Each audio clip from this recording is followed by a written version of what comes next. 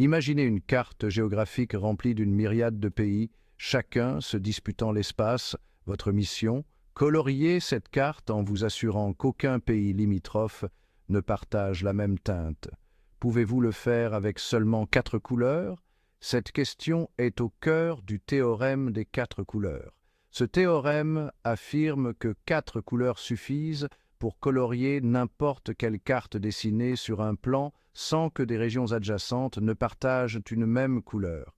C'est une affirmation puissante, un témoignage de l'élégance des mathématiques. Alors, rejoignez-moi pour plonger dans le monde coloré du théorème des 4 couleurs en explorant son histoire, sa démonstration et ses applications. Préparez-vous à voir le monde sous un nouveau jour, où 4 couleurs peignent une tapisserie vibrante de connaissances. Notre histoire commence en 1852 avec un jeune mathématicien nommé Francis Guthrie. Alors qu'il coloriait une carte des comtés d'Angleterre, il remarqua que 4 couleurs suffisaient pour s'assurer qu'aucun comté adjacent ne partageait la même couleur. Intrigué, il fit part de son observation à son frère Frédéric, un étudiant d'Augustus de Morgan. De Morgan, incapable de prouver ou de réfuter la conjecture, contacta ses pairs, déclenchant une chasse aux trésors mathématiques qui allait durer un siècle. Pendant des décennies, les mathématiciens se sont attaqués aux problèmes, réalisant des progrès progressifs mais sans solution définitive. En 1869, Alfred Kempe publia une démonstration qui semblait régler la question. Cependant, une décennie plus tard, Percy Haywood révéla une faille fatale dans la logique de Kempe. La quête d'une démonstration s'est poursuivie, alimentée par l'attrait de la conquête d'un problème apparemment simple, mais obstinément résistant. Pour appréhender le théorème des 4 couleurs, nous devons d'abord comprendre les bases de la théorie des graphes. Nous devons voyager dans le domaine fascinant de la théorie des graphes, où les cartes géographiques prennent une nouvelle dimension. Ici, les cartes se transforment en réseaux de points et de lignes, offrant une perspective mathématique unique et intrigante. Imaginez remplacer chaque pays sur notre carte par un point, un sommet dans le langage de la théorie des graphes. Ces sommets représentent les régions ou les pays. Relier ces sommets par des lignes, appelées arêtes, si les pays correspondants partagent une frontière commune. Voilà, notre carte est maintenant un graphe capturant l'essence de l'adjacence et des relations géographiques.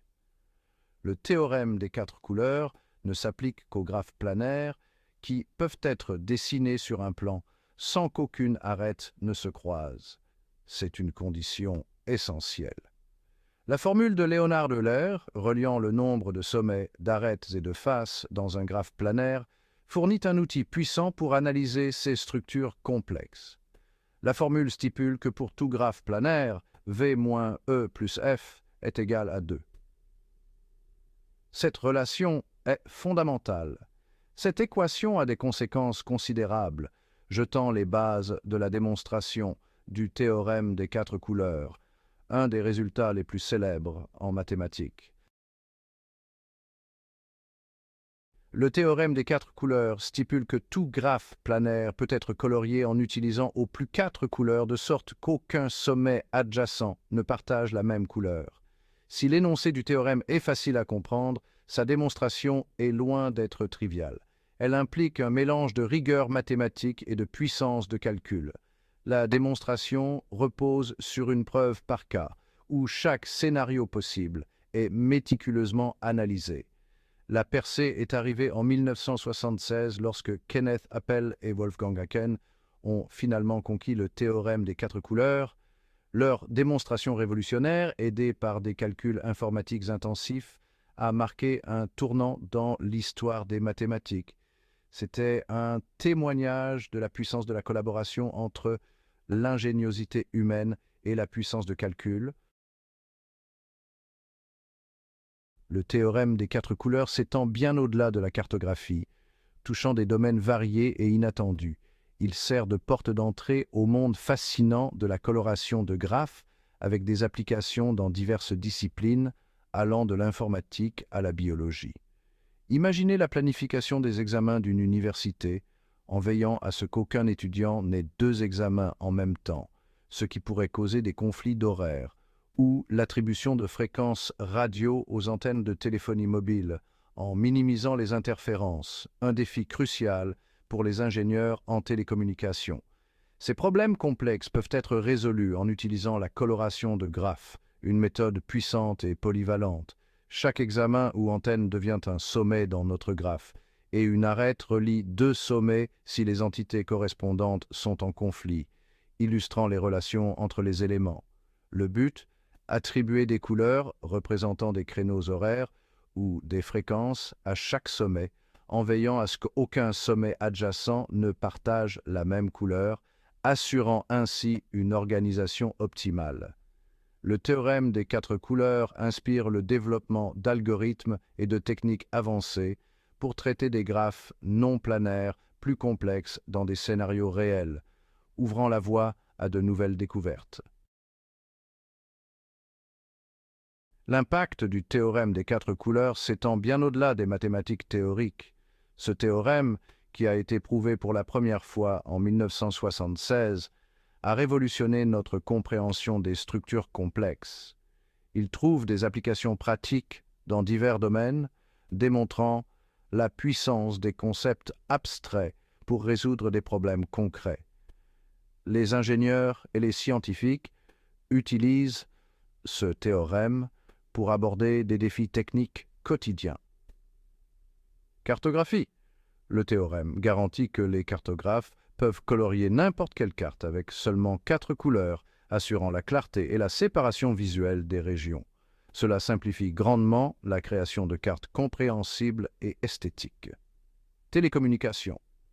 Dans les téléphones portables et les réseaux sans fil, une allocation efficace des fréquences est primordiale. Les ingénieurs en télécommunications s'appuient sur ce théorème pour optimiser les réseaux. Le théorème des quatre couleurs permet d'optimiser l'attribution des fréquences radio aux antennes relais, minimisant les interférences et maximisant la couverture du réseau. Cela améliore la qualité des appels et la vitesse des données. Informatique. De la conception de compilateurs à l'allocation de registres, le théorème des quatre couleurs trouve des applications dans divers domaines de l'informatique. Les programmeurs utilisent ce théorème pour créer des logiciels plus efficaces. Logistique et planification. Imaginez la planification des itinéraires de livraison d'une flotte de camions ou la planification des tâches dans une usine de fabrication. La gestion des ressources devient plus fluide grâce à ce théorème. La coloration de graphes fournit des outils puissants pour optimiser ces processus, minimiser les coûts et maximiser l'efficacité. Les entreprises peuvent ainsi améliorer leur productivité et réduire les délais. Ces exemples illustrent l'impact considérable d'un théorème mathématique apparemment simple. En réalité, il s'agit d'un outil essentiel pour de nombreux secteurs, prouvant que les mathématiques peuvent transformer le monde réel.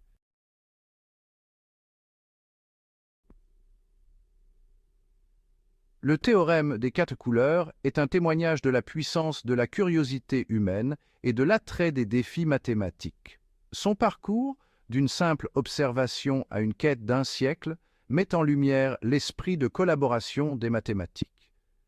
La démonstration du théorème, initialement accueillie avec scepticisme en raison de sa dépendance au calcul informatique, a révolutionné le domaine. Elle a inauguré une nouvelle ère de démonstration assistée par ordinateur, démontrant le potentiel de ces outils pour s'attaquer à des problèmes auparavant insolubles.